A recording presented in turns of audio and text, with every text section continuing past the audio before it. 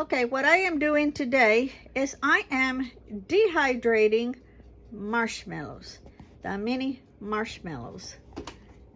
These bags here. There's 4 bags and they are divided into these trays. 1, 2, 3, 4, 5, 6, 7, 8, 9, 10, 11 trays.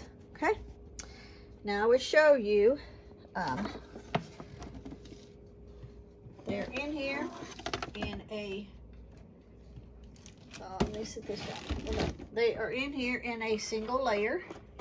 And as I am putting them in, a little tip, I just use a lid like that as I'm pouring them in so they don't go rolling around and falling down the middle. Okay? It's like that. And this one is the same. So all of these trays are full of marshmallows.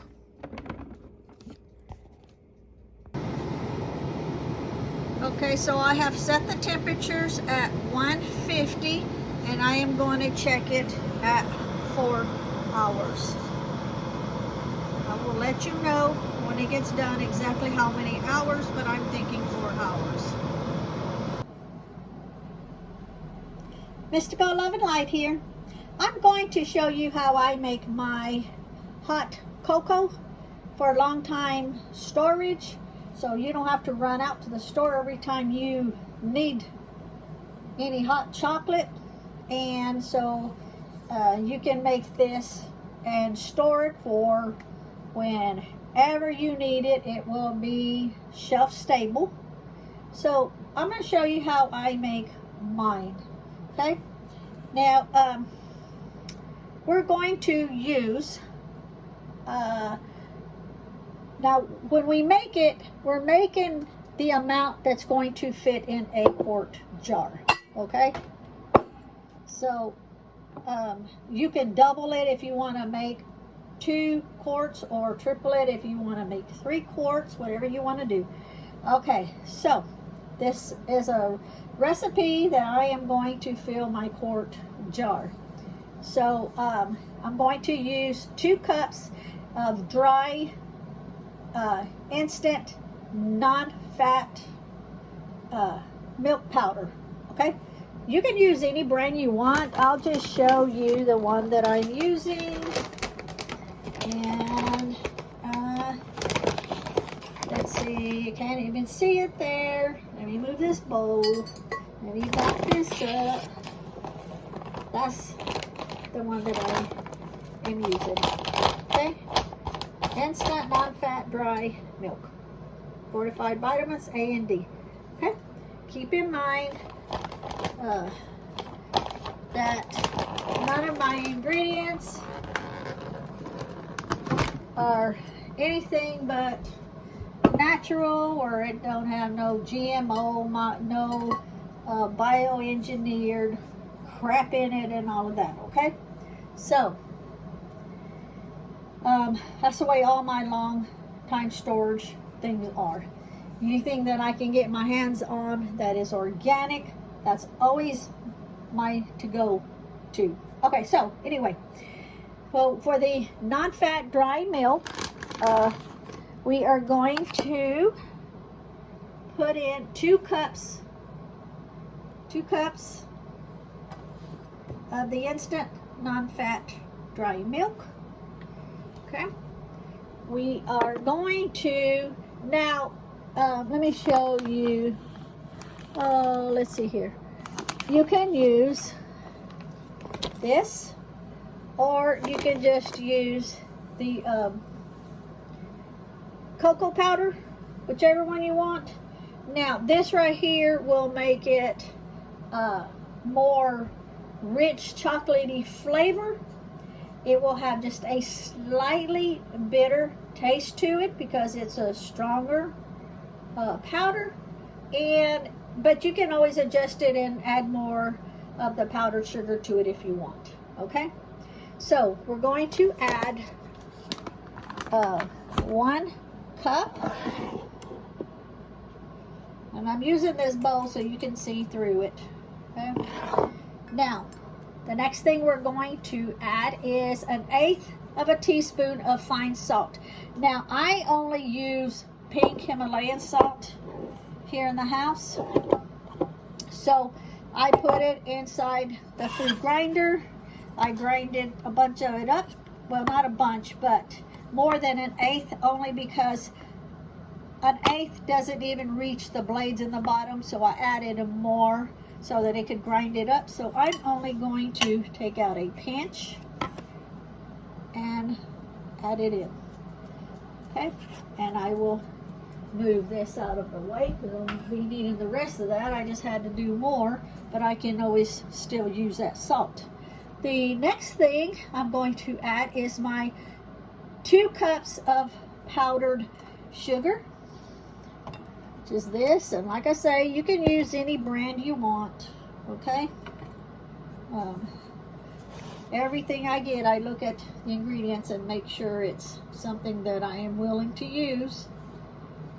If I see any of those other words on it, modified, anything, I don't use it, okay?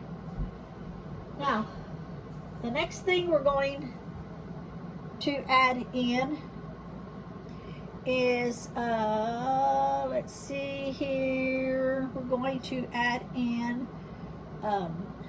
2 teaspoons of the cornstarch. Okay. Now on the cocoa powder, if you want to sift it, you can. I didn't because I've not really had any issues with it. So with this, the cornstarch, what did I say, 2 teaspoons, and that's to keep it from clumping, okay? So we're gonna do that. So this is optional if you don't want to use it. A lot of people use like what, arrowroot. I don't have arrowroot. I've never bought arrowroot. I'll just use the cornstarch instead.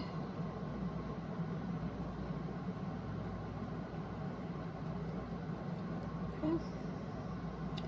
Move that over to the side. And then we are going to just whisk it all together. You can, if you want to, if you feel that you're not blending it good enough like this, you can always put it in a blender just to get it all incorporated real thoroughly.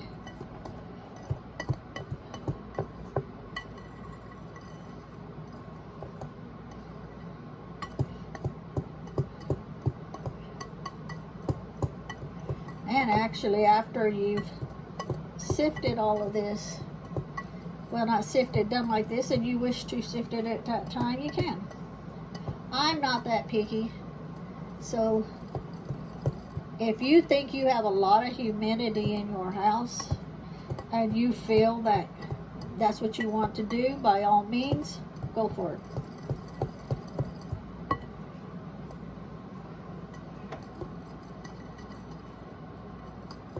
I'm just looking at the sides, making sure everything is that I can see is mixed in.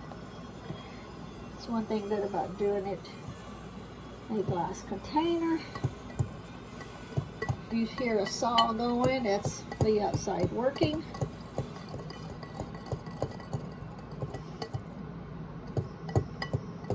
Now some people might say, well, I'll just, instead of doing all that, I'll just go to the store and I'll just buy it. Well,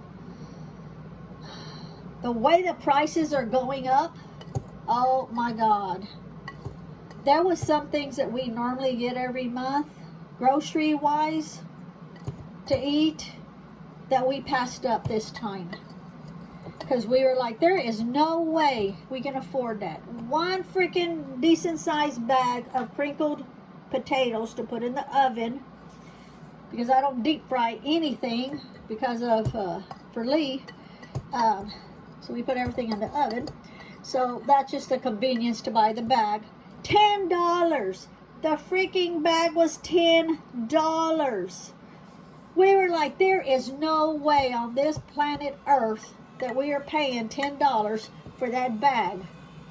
So, you know, I have potatoes anyway, so I'll just do our own. Just do them really, really thin and do them in the oven that way. So I'll be looking up a bunch of recipes on how to do that. $10 for that bag of crinkled potatoes that you put in the oven. Oh my God.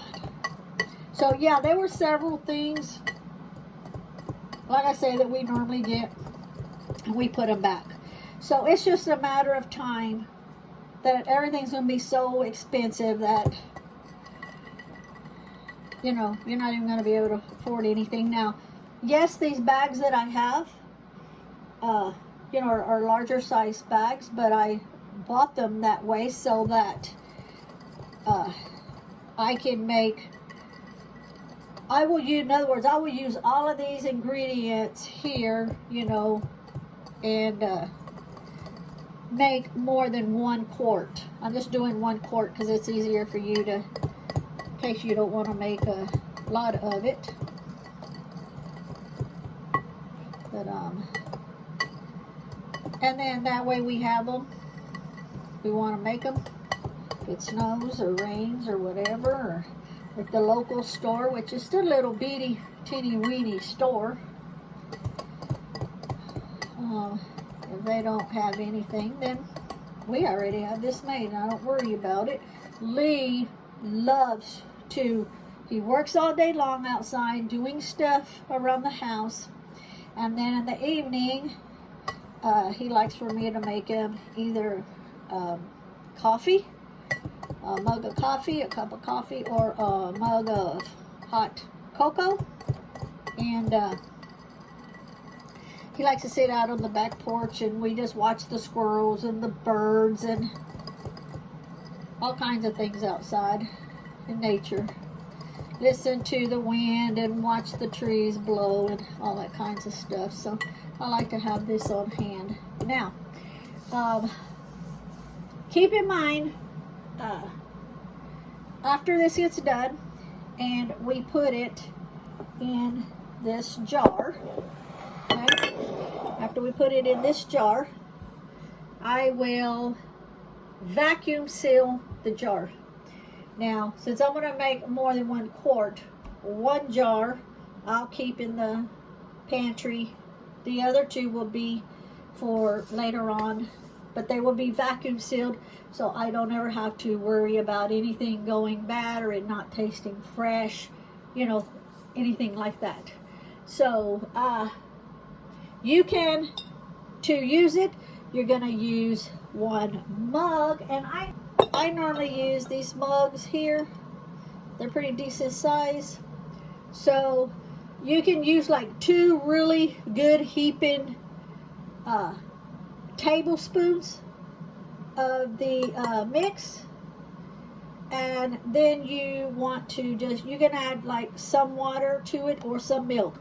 You can add water or milk. It doesn't matter. Either way that you want to add. But just do it part of the way so much. Mix it in really, really good, and then add the rest up so far so you can finish stirring it up. And that's it. That's how I make it. I will be right back, and I will show you on me vacuum sealing the jar. Okay, so it's in the jar. Let me remove this. Don't need that on it.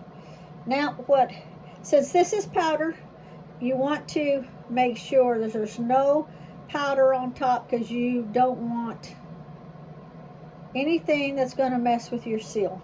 Okay, and then when you vacuum seal it and it's powder, it's going to pull that powder up onto the seal, and it's going to give you a false reading, and then your seal's going to pop later. You don't want that. I'm using a coffee filter. You can use a filter for muffins. You can use 100% fabric, preferably white, But I am just going to push this down inside because I want a barrier between the chocolate and the seal. So I have written on the top, I'll go over that in a minute, and I'm going to put this on.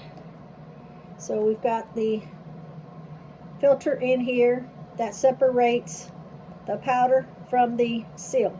Then you're going to take this to vacuum seal it and just place that over it. And then I have my brake bleeder pump, got the gauge. We are going to insert it into the top. Let me turn this down.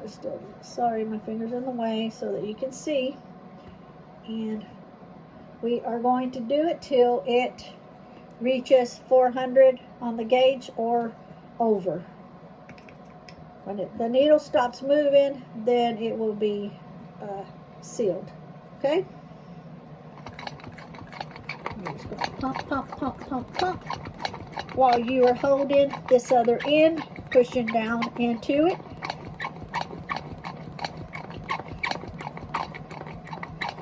It has reached 400 and now it's going over. And it looks like that's where it stopped. Okay, so it stopped at the 500. We take it out. Take it off. This seal will always come off. You do this rubber gasket. All you do is just slip it back in. It always comes off. And if you can pick the jar up by the seal only, like this. I'm not holding none of this, the glass, just this. And if it stays like that, it doesn't come undone. It is sealed. Put the lid on. Also too, on the top, if you just push down with your fingertip, not your nail, because the nail will make the false noise. So just your fingertip, and you push down and you don't hear it pop, then it is sealed. Okay? And I wrote down hot chocolate mix, 2 tablespoons in mug, use water or milk. And then I dated it. Okay? This one will go in my storage. I will make another one for us to use now. I still have some more from before that we're using, and then we just work our way down through. But yeah, that's how to make it.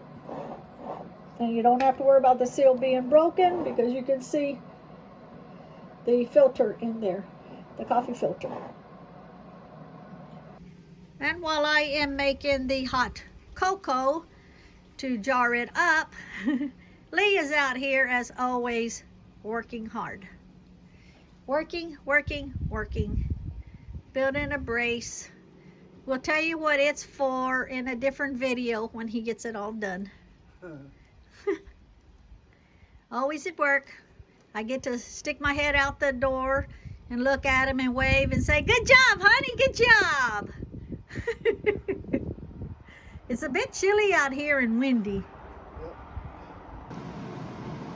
And then when the marshmallows that is dehydrating will also be jarred up and be added to the cocoa when it gets done.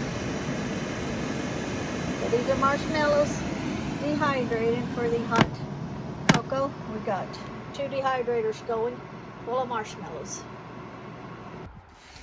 Lee is taking a marshmallow hot chocolate break. That's good. Homemade. Thank you, honey. It's cold out here, so that'll warm him up a little bit. He got all of his working stuff over there that he's doing. Okay, I'm going back in. Okay. Okay, honey, it's cold out here. I'm going back in. Bye, handsome. Bye, honey. Love you. Love you.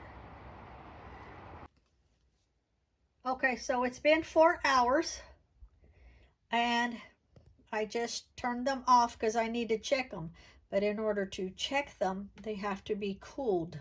So, as I can see, they're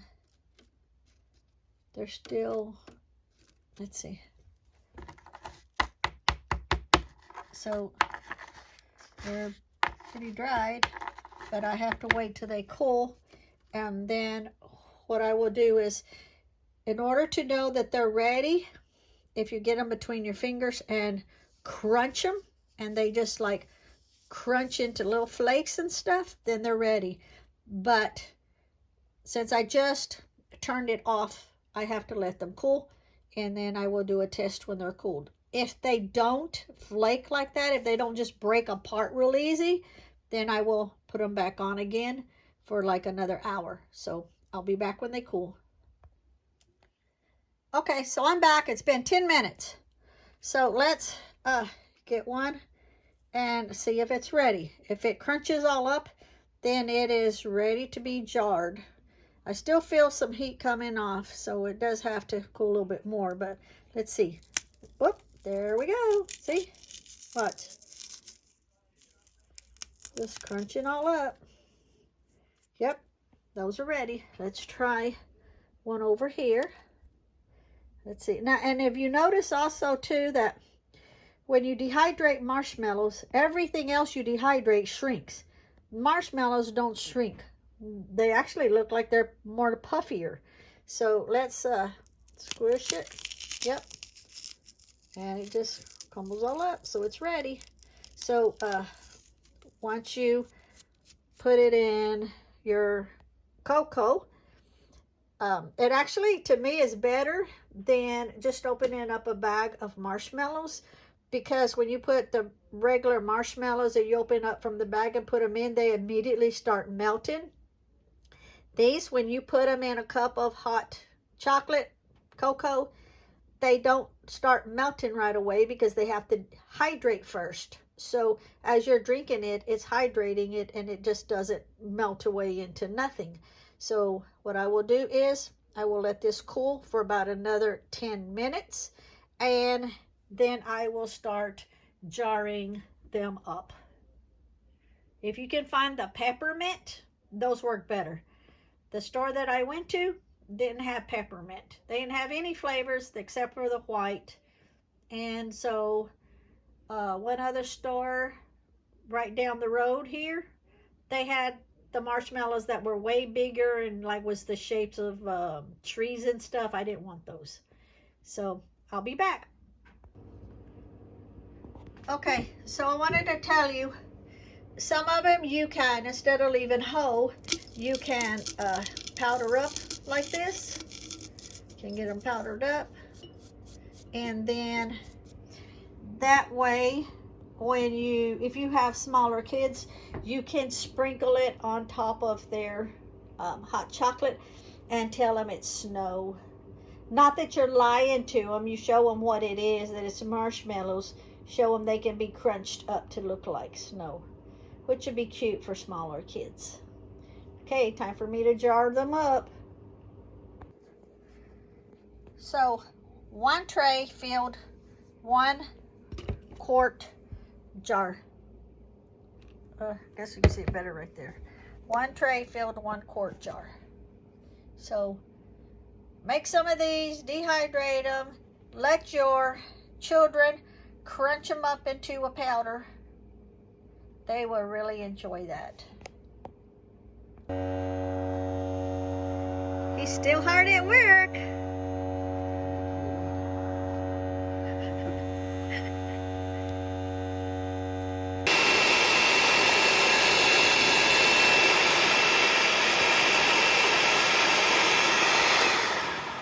And as you can see, I am powdering some of the dehydrated marshmallows. And let me show you what it looks like.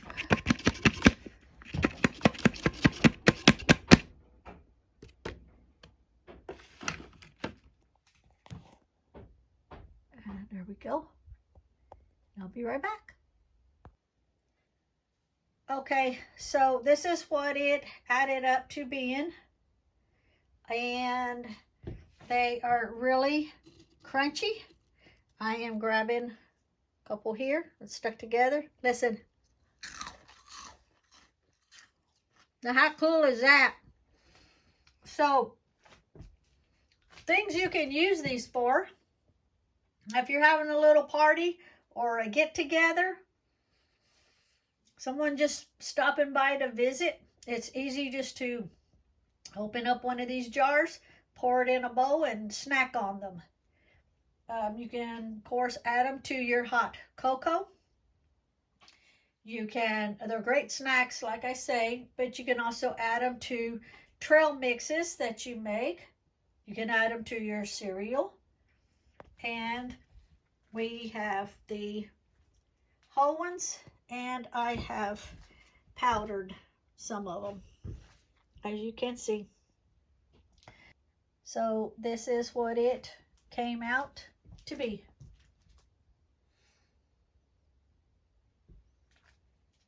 Now I will vacuum seal them, except for this partial jar we will keep and use, and this one here that I already have the lid on it, and we will keep those out and use them. The rest of them will get vacuum sealed until we need them.